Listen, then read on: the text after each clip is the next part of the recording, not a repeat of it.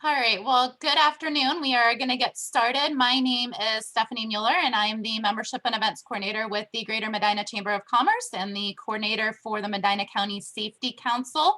We are so excited to have you join us today for our March Safety Council virtual meeting. Just a couple housekeeping notes. We are going to ask you to please keep your microphone on mute. And that if you do have questions, please feel free to type them into the chat box, whether it's questions for Carrie, our BWC rep, questions for Safety Council in general, or questions for our speaker from Alternative Paths. And then we are asking you to keep your screens off, your cameras off, so you can see the little icon that you'll need to press to do so for that. So we are, as I said, excited to have our March Virtual Safety Council meeting. So we are going to do an update from Carrie with BWC to start off with. Then we will have our speaker, and she will be happy to take some question and answers. So again, pop those into the chat box as you think of those, and Carrie and I will pass those along at the end. And then we will adjourn. So as a reminder, this is being recorded, and we are housing all of the recordings for our virtual meetings on the Safety Council website. And then we will be sending an email with a link to not only this, but a link to the other presentations as well. So if you find the information helpful, please feel free to share it with any of your coworkers or any of the people in your network. All right, so without further ado, I'm going to turn it over to Carrie for our BWC update. Hello, everybody. Carrie Gray from the Ohio BWC. There is my contact information. I'm still working virtually at this point, so if there is anything that you need, feel free, give me a call, shoot me an email. Lots of record-keeping questions came in the month of February, so I think we're all kind of through that one. But, you know, any questions, safety or programs or things you're looking for, you know, hit me up for sure. Next slide, Stephanie, if you could. So just a couple things that I wanted to talk about. One is there are BWC safety updates for March that are released every month. Those are good. We're doing virtual classes still, and I actually just jumped off of a virtual class a minute ago to join this webinar. Was helping with measuring safety performance, and I'll show you all those classes. There's a lot of those coming from now through the end of June. We are doing webinars, about 2 of them a month. You can see some of those on there. Accident analysis is going on right now, and then there's another one March 23rd if you need that for your drug-free.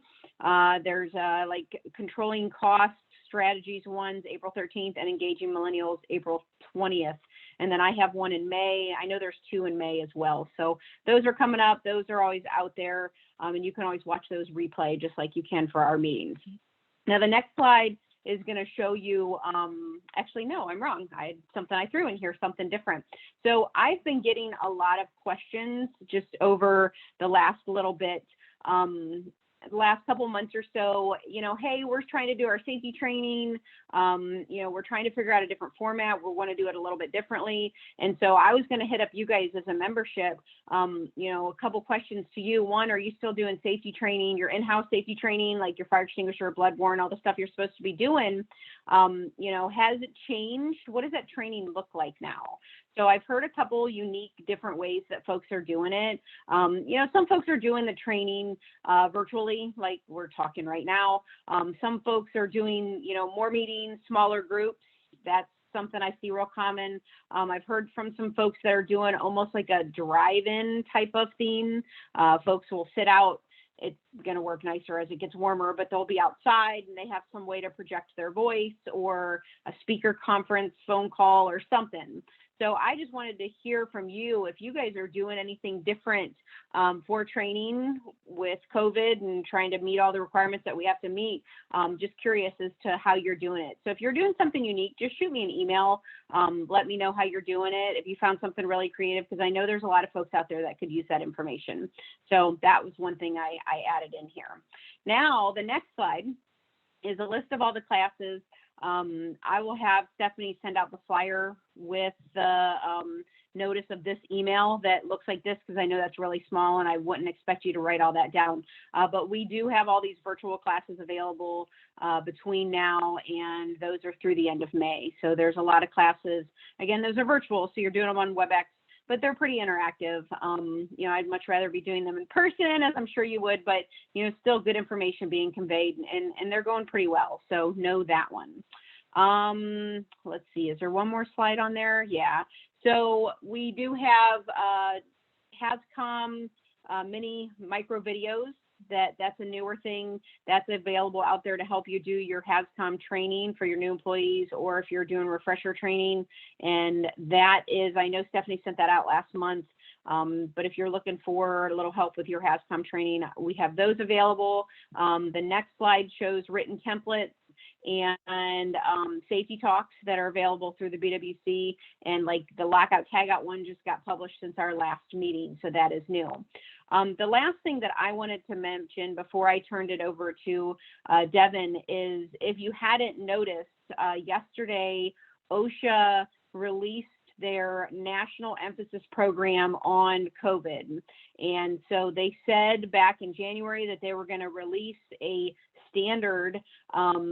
It looks like at this point the national emphasis program is going to be in lieu of the standard, at least for right now. But it's basically everything that OSHA is expecting you as an employer to do to keep your employees safe from the hazards and the risks of COVID. A lot of times folks will ask me the question, well, how do you know that OSHA released that? Or how do you keep up on OSHA's changes? And the first thing I always tell folks is, if you are not getting OSHA's Quick Takes newsletter, you need to go onto their website, just www.osha.gov. You need to go onto their website and you need to sign up for Quick Takes. And that is where, like, I got my first notice. I knew it was coming, but that was the first notice that it was actually released. That document is about 35 pages long. I'm working through it. I haven't got there yet, but me and all my safety geek glory will totally read it.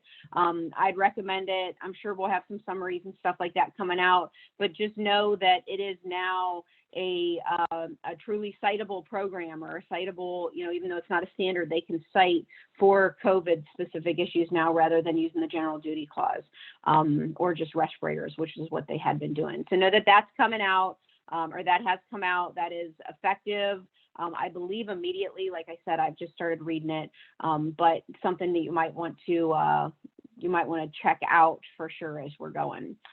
So with that, I am here. If you have any questions, feel free to send me an email. Feel free to put it in the chat, but I will turn it up. There's me and Stephanie's contact information will show at the end there. But I'm going to turn it over to Devan. And Stephanie, did you want to introduce her, or Devan, are you just going to tell us about yourself?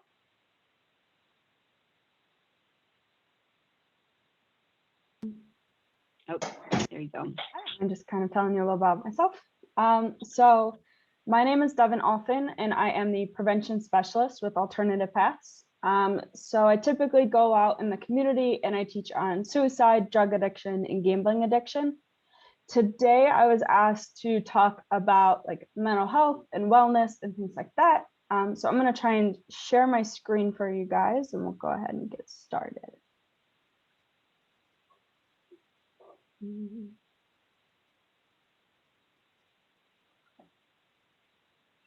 Aren't able to see that properly, give me a shout out, but I'll go ahead and just looks good. Perfect, thank you. So what are we going to discuss? We're going to be talking about just the overall well-being. We're going to talk about mental health. What are the warning signs of a mental health issue? And then what are our local resources here in Medina County? Oh, too far. So the essential elements of well-being. There was a research done by a group called Gallup, and they conducted a comprehensive global study. And what they did is they went to 150 countries across the world and asked them questions about their health, their wealth, their relationship, their job, and their communities. And within this study, it gave us a really good overview of kind of what the world believes are essential elements of well-being. We were able to kind of learn from about 98% of the world's population, from Afghanistan to Zimbabwe, to the Americas, all over. And so what they started out doing was asking people, like, what is the best possible future that you can imagine? And they found that there was a disproportionate weight in people's responses towards a large amount of income or wealth and their health.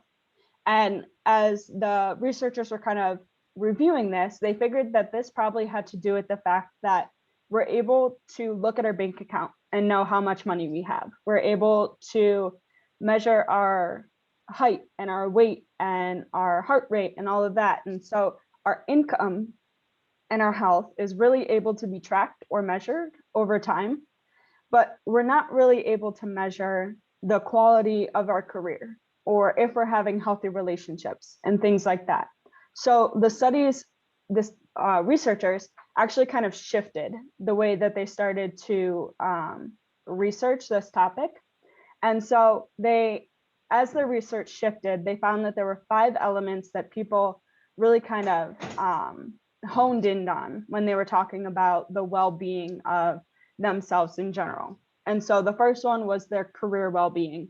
And this isn't just what you're doing in your career, but it's how do you occupy all of your time? Are you enjoying what you're doing? Things like that. The second one was your social well-being. How strong are your relationships? Do you have love in your life? And this doesn't have to be a spouse or something like that, but do you have loving relationships? Another one is your financial well-being. Are you able to manage your finances well? Whether or not you have large sources of income coming in, are you able to manage the money that you do have? Then they talked about their physical well-being.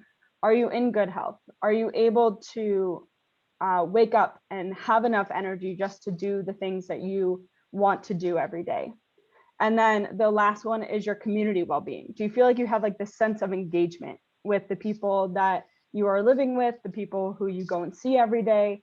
And what they found out was that there are 66% of people across the world who feel like they're thriving in at least one of these areas. So all of us are pretty much doing well in at least one. There has been only 7% of the entire population who are thriving in all 5. And so kind of what the researchers started to realize was that if we're struggling in one of these areas, which a lot of us are, it really causes us to damage a lot of our overall well-being, right? We can't have a career that we hate and expect to come home and feel loved or feel like we have enough energy to wake up and go to work every day. And so they kind of really looked at how if we're not strengthening all of these areas, then we're really not strengthening ourselves in general. So I thought that it was really interesting to see kind of what people viewed as the well-being of a person, and then what actually causes us to feel fulfilled and feel like we're living a good life, and what well-being actually is to us.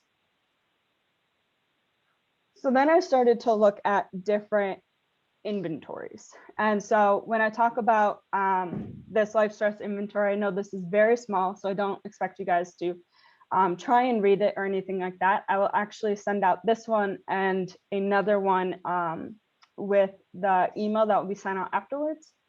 But with the life stress inventory, what it does is it goes through different circumstances that you might be experiencing.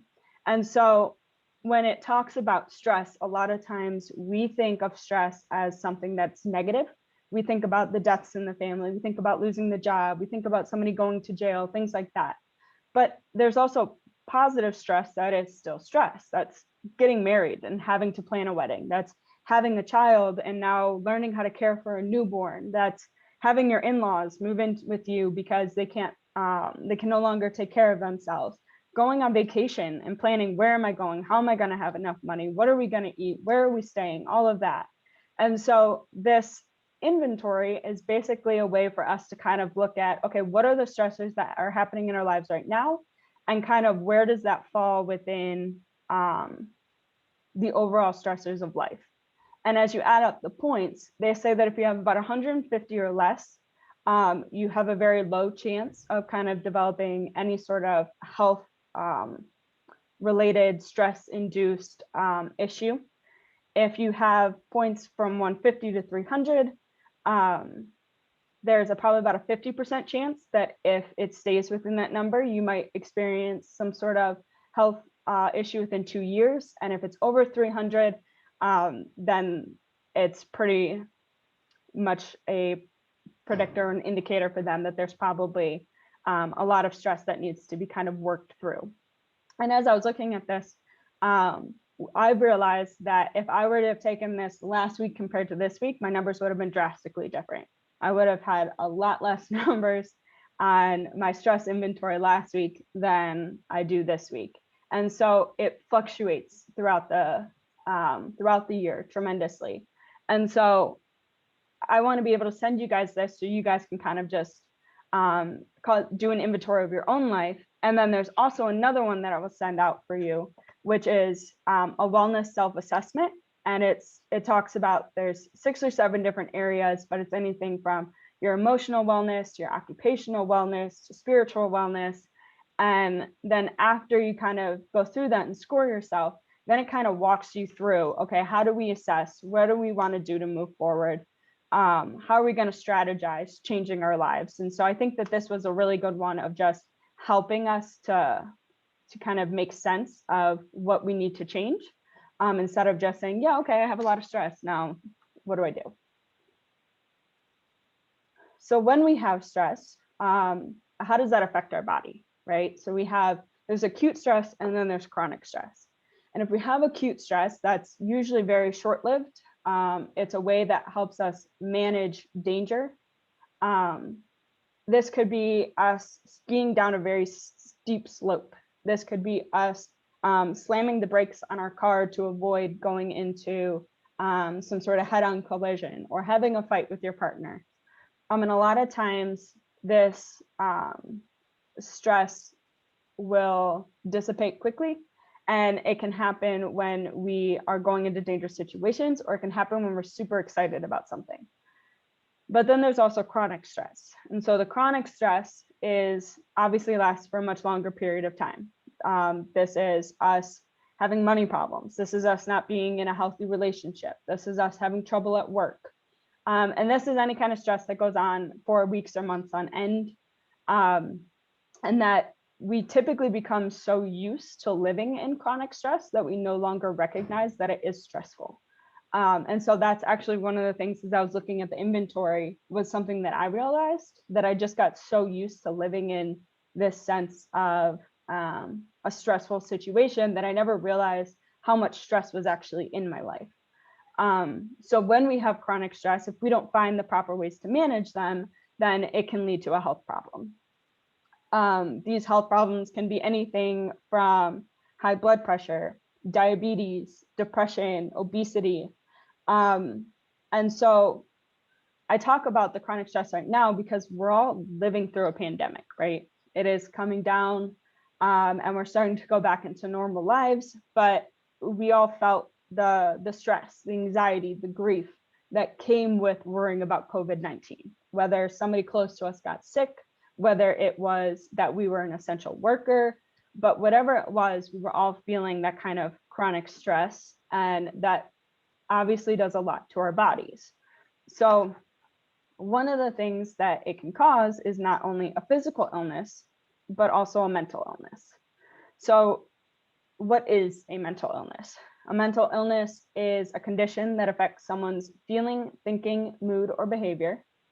And there's multiple different kinds. So you have mood disorders, which are depression, bipolar.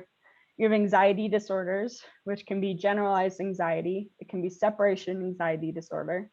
You have personality disorders, which I don't believe I have any up on the screen, but that could be antisocial personality. That could be borderline personality. You have psychotic disorders like schizophrenia. You have eating disorders like bulimia, anorexia, and then substance use disorders. And so all of these, anybody is able to kind of develop any of these, but if we live in a state of chronic stress, it's going to be that these mental illnesses are triggered much more frequently than if we were able to kind of manage the stress within our lives. So what are the signs and symptoms? A lot of times the signs and symptoms of a mental illness are kind of the same as your signs and symptoms for just generalized stress. But the difference is that these signs and symptoms, you're not able to overcome them with willpower, right?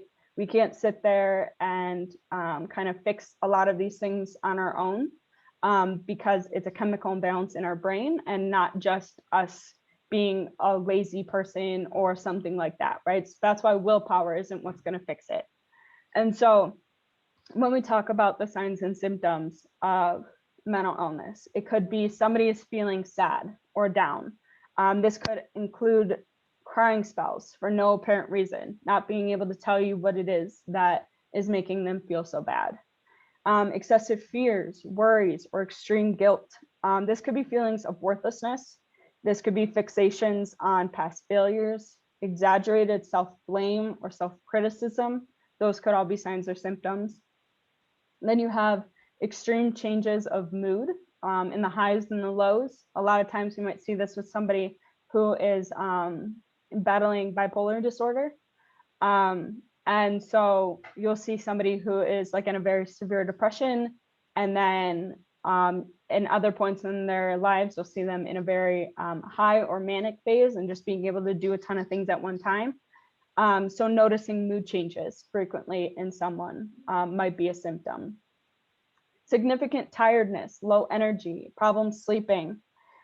This can also be withdrawal from friends or activities, things that we find joyful. A lot of times when we have a mental health issue, we start not wanting to hang out with our friends, not wanting to go and watch basketball that we've always liked playing and watching, or playing the guitar, things like that. So recognizing if somebody's kind of withdrawing from the things that they usually enjoy. Detachment from reality. This could be the paranoia, the hallucinations, and this we'll see a lot with the schizophrenia or other psychotic disorders. That's what I'm looking for. And then a couple more signs and symptoms might be the inability to cope with daily problems or stressors. A lot of times this looks like someone who just has trouble understanding or relating to a situation or people that they're talking to, especially if they've never really had that problem before. So looking for those sort of things. Problems with drugs or alcohol. This could be trying it for the first time as something that is a way to kind of self-soothe, self-medicate. Other things are relapsing. For individuals who are diagnosed with a substance use disorder and a mental health disorder, a lot of times we kind of ask, well, what came first? Was it the depression and you were trying to self-medicate with alcohol? Was it the alcoholism and depression came once alcohol was introduced? So use of drugs is a big indicator of a mental health issue. Other things, changing in eating habits. So eating too much, eating too little. This can both be a disorder within itself, obviously for an eating disorder, or a symptom of another disorder. Then we have physical symptoms. A lot of times if somebody is suffering from a mental health disorder, you might hear that they have headaches frequently. You might hear that their stomach aches, that their stomach hurts. You might hear that their body aches. For physical symptoms, there is a lot of times when children are sick to their stomach a lot. You'll take them to the doctors, you'll get them checked out, and the doctor will say, I don't see anything wrong. And so you're sitting here saying, like, no, she's in bed all the time, her stomach hurts, like I can see it on her face. And it the doctors might tell you to start looking into anxiety as being a source of a stomach ache. And so a lot of times our mental health issues manifest in physical symptoms, especially in children, because they can't say that I'm anxious because they don't understand what that means. All they know is that the anxiety is making their stomach upset. And so they're going to tell you that they have a stomach ache. Excessive anger, hostility, or violence. I like to tell kids, especially, a lot of times when we think of depression, we think of the crying spells, we think of the sadness, we think of not wanting to get out of bed. And And for someone like me, if I had depression and I didn't want to go into work today, I didn't have to show up. I have the right to be able to make that decision. Now I might not have a job in a few days, but I have the right to make that decision. Where for a child, if they have depression and they don't feel like they have the energy to do things, they're still going to go to school because mom tells them they have to go to school. They're still going to do their homework because dad tells them they have to do their homework. And so instead of feeling sad and crying, a lot of times those emotions start evolving into anger and hostility or violence, when really it's sadness and depression that they're feeling, because they feel like they don't have control over anything. And so the anger is kind of what's coming out. And so if you start recognizing anger in somebody, it might not be that there's like an anger issue. It might be that there's a depression issue or something like that. And then the last kind of sign or symptom, which is obviously the most daunting, is suicidal thinking. And so we can notice suicidal thinking in verbal warning signs. We can notice it in their behaviors, whether their mood changes or their behavior changes into a lot of the symptoms we just talked about. Or a lot of times people will tell you their plan leading up to the situation. And we tend to kind of brush away anything that they're saying, or tend to not really view it as a red flag because we think that they're kidding, because suicide is something that we joke about kind of a lot within our society.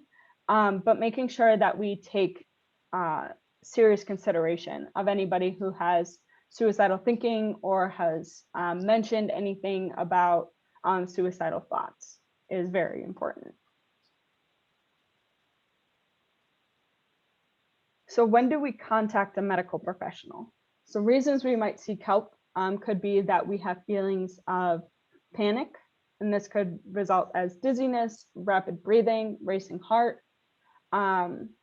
If you're unable to work or function at home or at your job, if you have fears that you cannot control, if you're having memories of a traumatic event. And a lot of times we might look at these things and think that we can kind of manage it ourselves, right? I know for myself, I went through a pretty traumatic experience, and I kept thinking that either I should have done something differently, and so it was my fault, and that's why I'm feeling how I'm feeling, or that I didn't want to go to work, and I was really unable to function at home. And so it took a long time for me to be able to acknowledge that, okay, no, none of this is my fault. None of this is something that I asked to happen to me. None of this is something that I asked to have to control. And so acknowledging that these are things that we're experiencing and that there is help out there is really the first piece of being able to reach out to a medical professional. Is just acknowledging that these feelings are what we're feeling and that they're not our fault.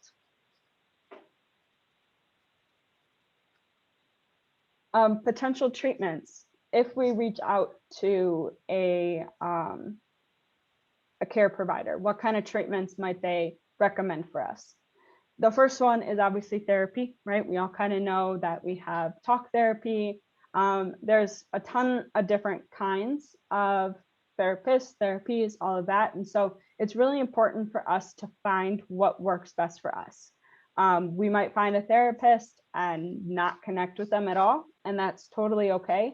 So allowing yourself to understand that if you don't connect with the first one, or if the first kind of therapy isn't what's best for you, that there are other options out there, and that there's other people who might be able to help you far significantly more than the last person you saw or the first person you saw. Another potential treatment is exercise. If we are able to just do 30 minutes of mild to moderate aerobic exercise throughout the day, and this could just be a brisk walk around the block, something like that, that actually improves our mental health state almost as well as therapy or medication. So exercise is something that we actually ask the doctors, like, why don't you guys just prescribe exercise instead of prescribing medication?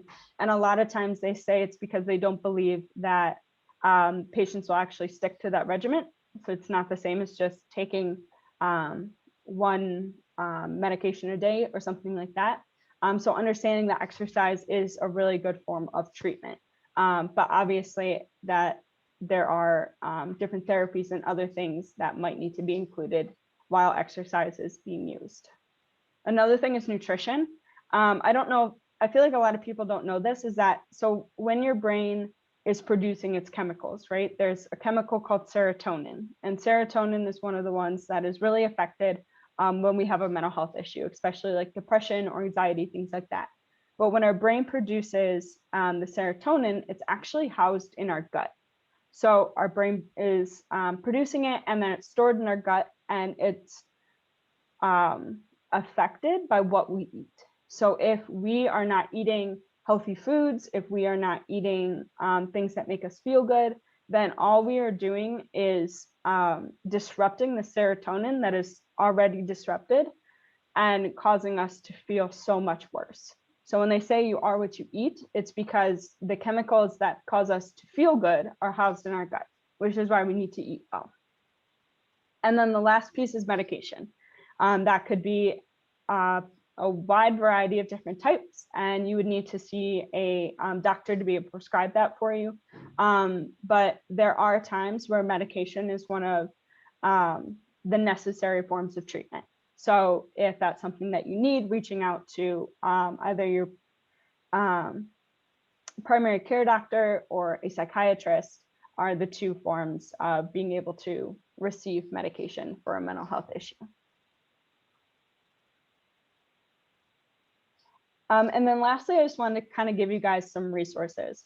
So I know that one of the things that I frequently get asked is, okay, I recognize that there is an issue and all of that, but where do I go? And that for me, when I had started looking into a counselor, was actually the hardest thing, because I really had no idea where to turn. And so one of the things that I recommend is looking at the Medina County Adam Board's website. So that's the medinamentalhealth.com.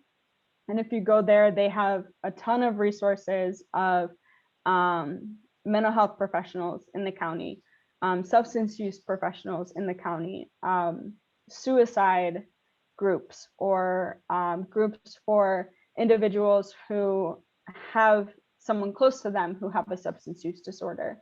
So on that website, it will talk all about the different resources within our county. The next one is relink.org. If you go onto that website and you type in our area code, you'll find tons of different websites, or not websites, organizations that are able to help with mental health, whether it's crisis or substance use. And that one has different organizations than what the Adam Board has. That has a list of individuals that are privately run, that are nonprofits, all of that. So Relink is a great resource. And then the last three on the side are crisis helplines. And so the first one is our Medina County crisis line. But this is also able to be used as if you have a question for somebody who needs support, if you want to know where you can send somebody, how to get somebody an appointment quickly, that sort of stuff. The 330-725-9195 is staffed 24/7 with crisis counselors in Medina County. The second one is the Suicide Prevention Lifeline. If you call that number, anybody is able to speak with a counselor as well. This is a national line, and they are also staffed 24/7. And then the last one is the crisis text line. So if you text home to 741-741, you're able to text a crisis counselor. That's also a national line. And so it kind of takes a little bit longer to get connected with crisis here in Medina County, but they are great resources for being able to get linked to other resources or to get help immediately. And I think that's kind of all that I have. I didn't know if there was anything in the chat or anything like that, but I'd love to kind of go over anything else if there's questions. Okay, so Devan, there is one question. Let's see. So with privacy laws in the workplace, how do you recommend employees help each other to provide assistance with someone that they work with who might be in a crisis. So everybody's always worried about, privacy laws and HIPAA and all those things. So is this, hold on, let me reread it 1 second. So if somebody is in a crisis, there are the Good Samaritan laws of being able to help them. So if somebody is in a crisis immediately, I would not worry about HIPAA or anything like that, because they need immediate assistance. And being able to get them that assistance kind of trumps any sort of privacy or things like that. If there's a situation where you kind of recognize that somebody is in need of help, but it's not like life or death right now, you're just noticing red flags, I think that contacting either the person in charge or HR or somebody like that might be a way to kind of work around any sort of privacy issues.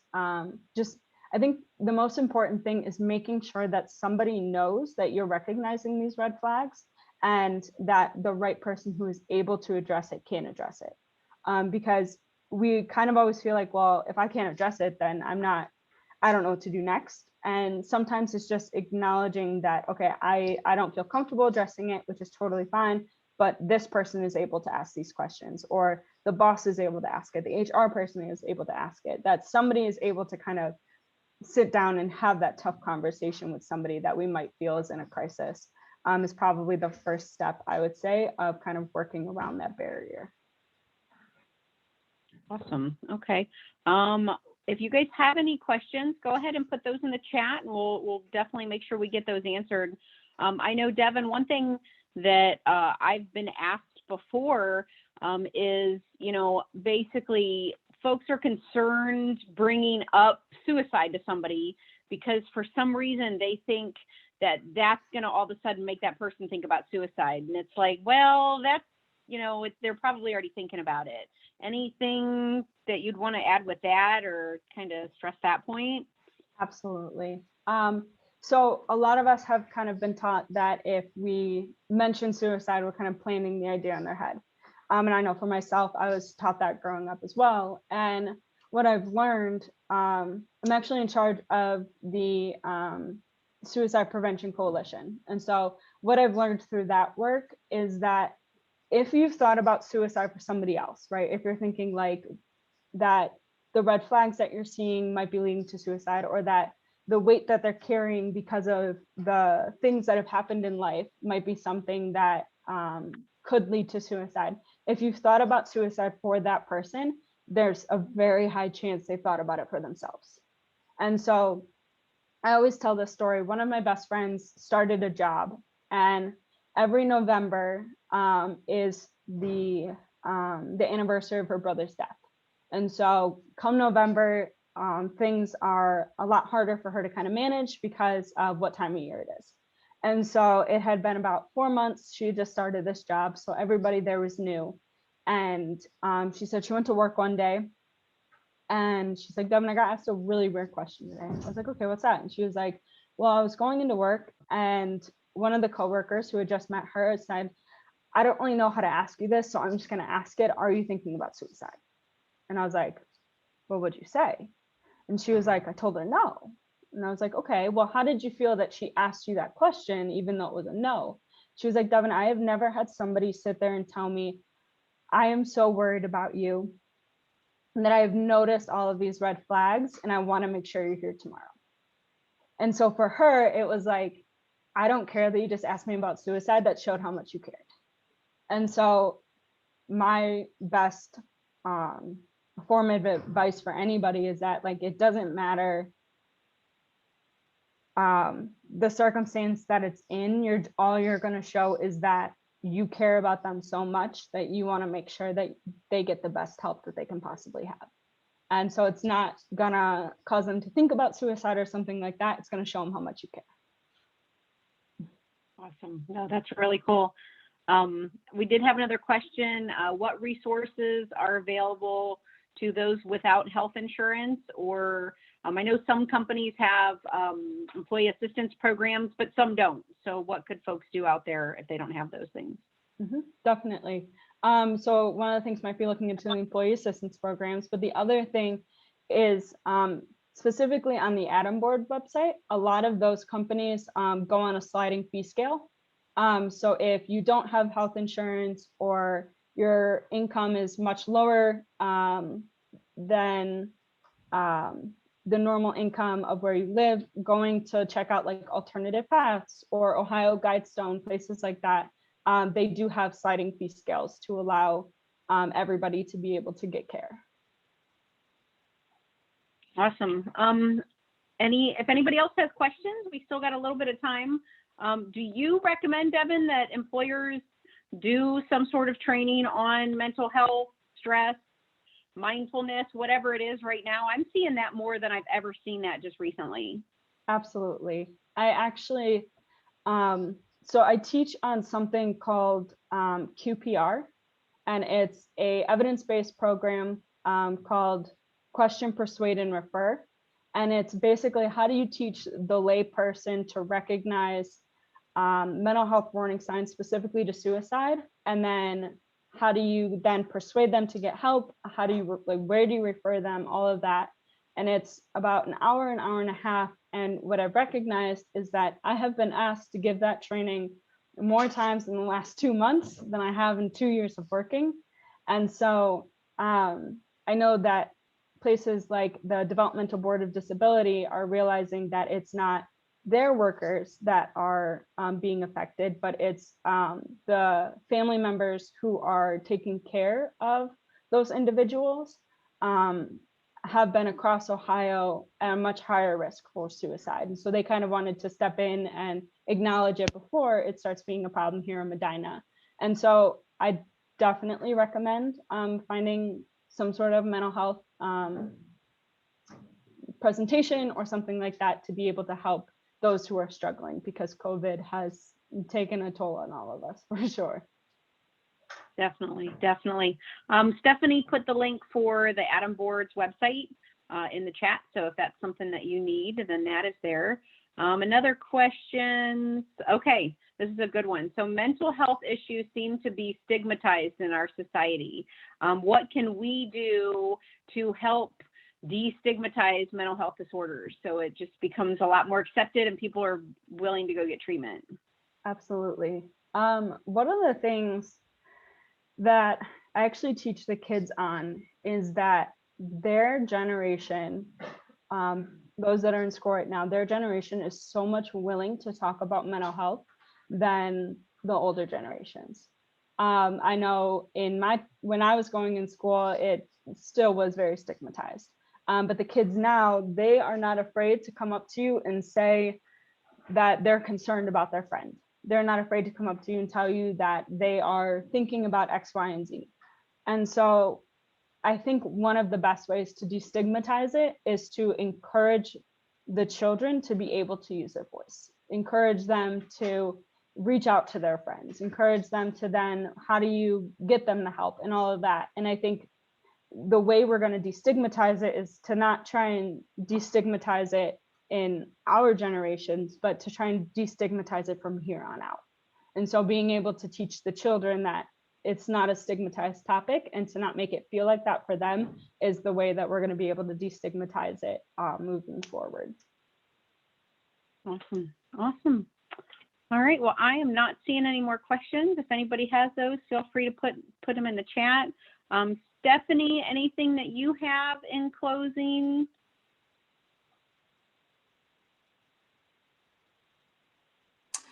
I don't, just that our next meeting will be scheduled for Tuesday, April 20th from 12 until 1. We're still working on finalizing speakers through at least June.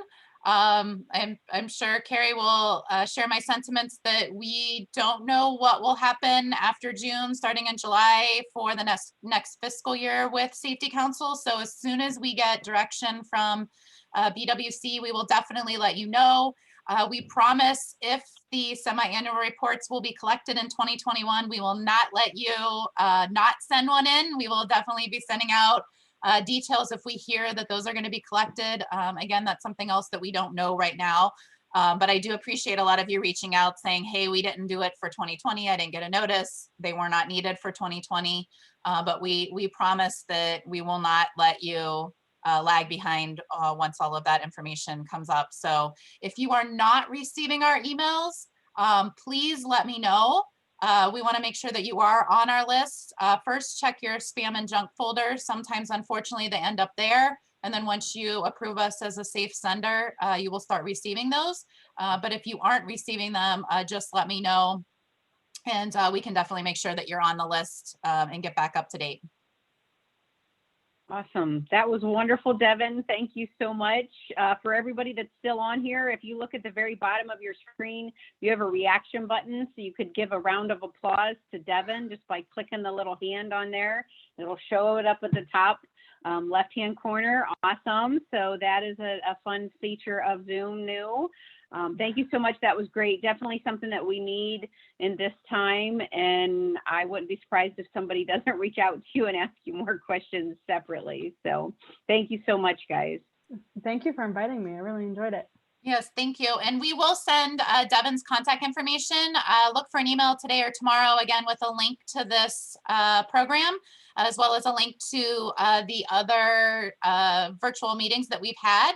And then Devin does have a couple leave behinds that we will include in that email as well. And please feel free to forward on, as I said, to anybody else within your company or even outside your company. These are definitely resources that are public, and we would want you to share with as many people as you can. Thank you. Thank you, guys.